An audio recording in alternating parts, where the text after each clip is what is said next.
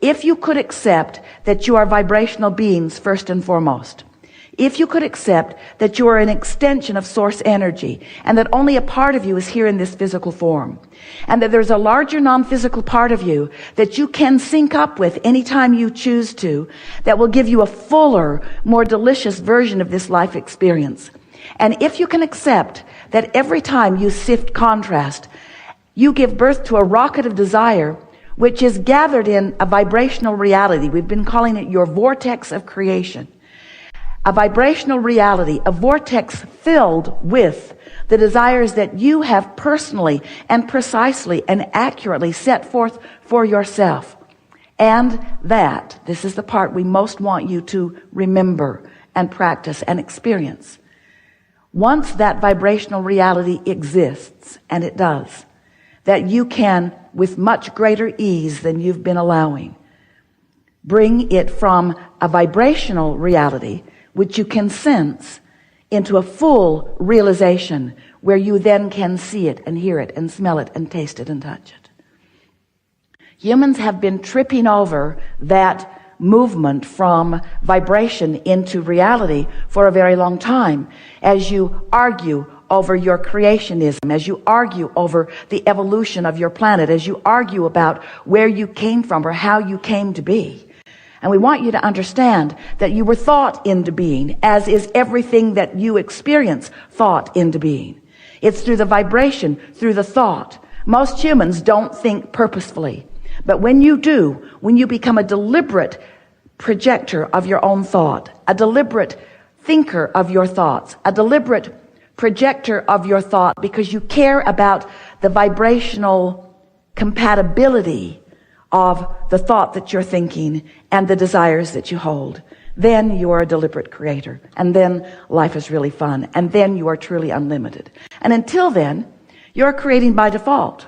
You're observing all over the place. You're offering vibrations all over the place. You got a mixed bag going on. Good stuff comes to you. Bad stuff comes to you. You feel out of control. And then you set out, as so many humans do, trying to cast the blame on why this happened.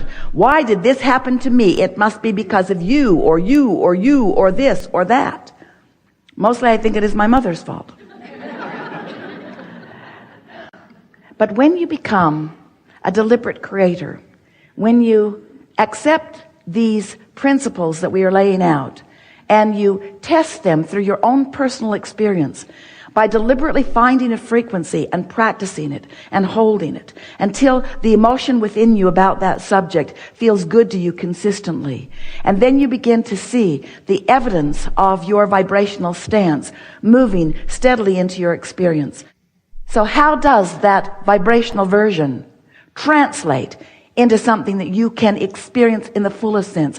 What causes it to manifest? What causes it to become the reality that is in the bank account rather than in the vortex? How do I get the money out of the vortex and in the bank? And we say, first by accepting that it's in the vortex, that you put it there. And next by understanding that you have to find a way to accomplish the frequency of the vortex and maintain it long enough that enough momentum can ensue to deliver it fully to you. Sandy and Esther were walking through the back hallways of the hotel, coming from Esther's suite down to play with you. And Sandy always marks the path. She goes ahead, finds it, even puts some little arrows on the wall because it's a little confusing in the belly of the well, you know. Lots of corridors and lots of places and lots of possibilities and lots of turns. It's a maze. Some hotels even more amazing than others back there. And so Sandy scouts the route and makes it clear for Esther, sort of like your emotions do for you. And then they came today to the doorway behind the curtain, and it was locked. Almost there, but can't get in. And Esther just smiled as Sandy began to run down the hallway. She was going to go get someone. And at that moment, two people walked up, and one of them had a key to the door. And Esther said, "Isn't it always that way? Isn't it always that way? There's always someone with a key to the door that you're standing at. Always, always, always, always, always. But you've got to be in the frequency to see them, to allow them. Most important, to rendezvous with them. That could have been different. The door could have been open as it usually is. But how funny it was to come to a door that was locked and 30 seconds later have it opened by someone who just came around the corner.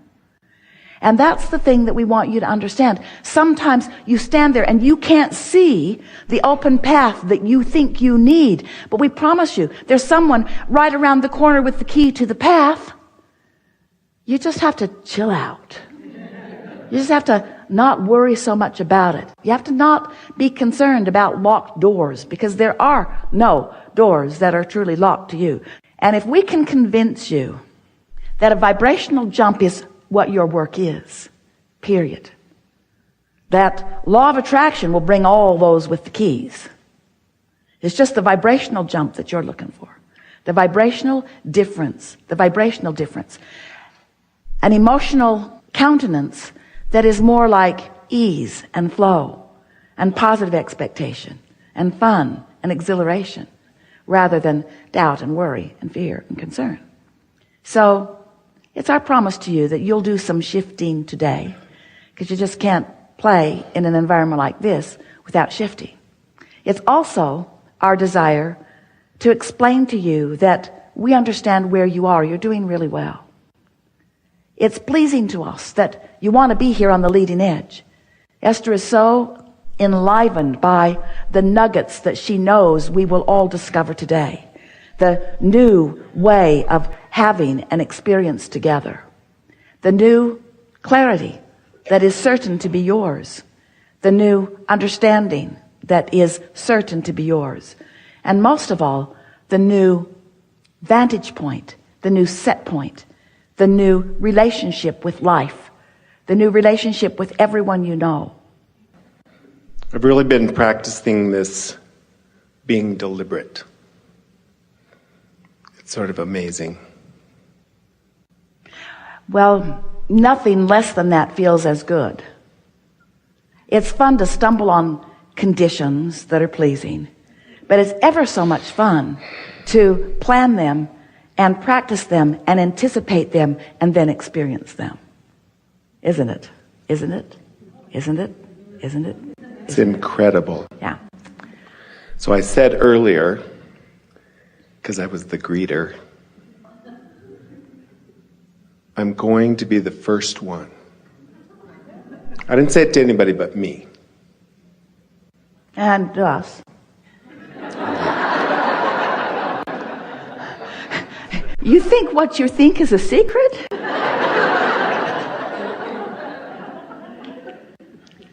So, I've been listening for a long time, been doing this thing for a long time, and I realized that I wasn't listening and I wasn't doing. So a year ago, I said, I have one goal, to be happy. Yeah. And I started, really after that. That puts everything in perspective, because when your intention and attention is upon the way you feel, now your attention is upon your vibrational climate, your point of attraction. It's upon where you stand, which is everything. Because the way you feel is the indicator of what you're doing vibrationally. And what you're doing vibrationally is everything about who you're rendezvousing with, the timing of it, how things are unfolding, your ability to realize it, your ability to translate it, your ability to be at the right place at the right time. Everything is contingent upon your point of attraction, which is evidenced by the way you feel. So a goal to be happy, that's the goal. That's the in the back door, inside work of living happily ever after. And when you think about it, isn't everything you want, whether it's an experience or a material object or a relationship, isn't everything that you want because you think you would feel better in the having of it? So when you decide to take control of how you feel, and you say, let's see, I could be happy or miserable. Let's see. I choose happy. It's not a hard decision. I choose happy. You figured it all out. Good for you. it's not to be missed. Yeah. So after I decided that, I was kind of messing with it. And I was like, okay, I won't foster a bad thought for more than 3 minutes. And then I got down to 2. And then I was like, wait a minute. She said 17 seconds. And I'm at 17 seconds now. I won't even 2 seconds. Someone asked the question the other day, how do I get rid of doubt? And we said, before you get it. Which is not the answer you want to hear. We know it's just irritating. But when you understand about momentum, and law of attraction is the reason for momentum. So once you get going on a thought that doesn't feel good, momentum ensues, doesn't it? And pretty soon you're remembering things from the past, and you're rendezvousing with others that have the same issues and complaints, and then you start creating new experiences that are evidence of the way you've been feeling. And so momentum gets going, and if you're not sensitive to how you're feeling early on, so you don't stop the momentum when it's easy in the early stages, as you are describing, but you let it get going, then there's really often not much you can do about it until something breaks the momentum, like going to sleep or meditating. Sometimes someone with a very strong energy can come into your experience and they can dominate it, and if you focus upon them long enough, your energy will shift. But you don't say it, but it's like you mean it. Abraham, I've fallen out of an airplane and I don't have a parachute, and could you please explain to me what my best course of action is now? And we say, hang on, it will be over in a little while. Because momentum is momentum, and sometimes the momentum gets underway. But when you are aware of momentum, and you are aware of law of attraction, and you know what we know, that when you hold a thought for as little as 17 seconds, more momentum happens, because another thought like it joins it. And then another 17 seconds, more momentum, and more momentum. And whether it's a thought about something wanted or unwanted, momentum is happening. So if you are not caring about the way you feel, as Esther told us many times in the beginning of these conversations, I think I'd rather be right than happy. You ever been in that situation? Sort of conversing with someone in the beginning turns into an argument soon enough, but you know that your perspective is right, and they know that their perspective is right, and you really want them to understand that your perspective is right, and so you keep talking about it until there's enough momentum that's going that you make your perspective right. Esther would say to us, Abraham, but it's true. It's true. Why would you not want me to verbalize these factual evidences? It's true. And we say, well, the reason they are factual evidences is because someone made them true by focusing upon them. Do you want to do that too? Oh. That sort of puts fact and evidence in a whole new place, doesn't it? So when you decide that you want to be happy, it sort of makes you not want to watch some of those television programs. When you decide that you want to feel good, it sort of makes you want to put some separation between you and some facts. Some facts that are certain to activate some vibrations within you that are going to prevent you from being one who easily receives what you've put into your vortex of well-being, you see. We're appreciating you bringing up the 17 seconds because we like talking about momentum, because this is a conversation about law of attraction, because you have a point of attraction that law of attraction is responding to. That's all that we're talking about all day, every day. So when you get it, that you have a point of attraction and that you're emanating some signal based upon what's active in your thought process at the time, and that equals your point of attraction, and that more thoughts like it are on the way to it,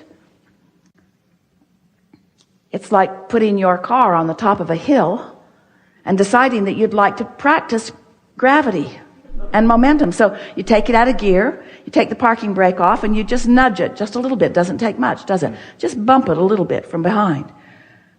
Doesn't even take 17 seconds, really. Just nudge it.